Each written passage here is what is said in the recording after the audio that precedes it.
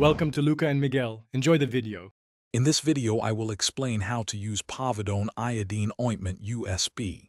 First, ensure the affected area is clean and dry. Gently wash it with mild soap and water, then pat it dry. Next, apply a small, thin layer of the ointment directly onto the wound or infection. You don't need a lot, just enough to cover the area.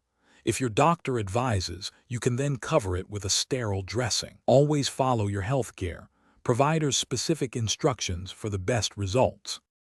It's important to apply Povidone iodine ointment as directed, typically 1 to 3 times a day.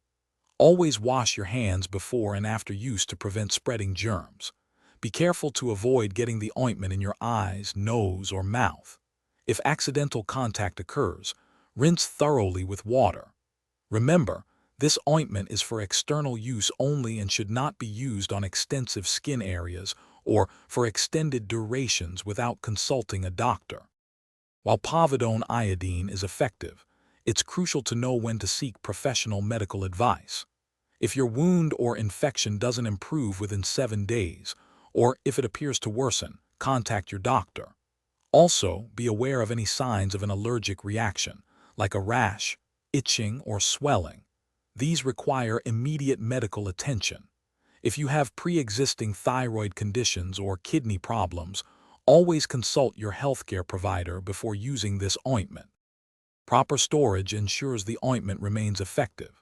Keep your Povidone iodine ointment at room temperature, away from excessive heat, direct sunlight, and moisture. Always make sure the cap is tightly closed after each use to prevent contamination. And of course, store it safely out of the reach of children and pets. For more great deals and to check out the Shark AI Ultra Robot Vacuum, which offers voice control and self-emptying for a pet-friendly clean, be sure to look at the link in the description below.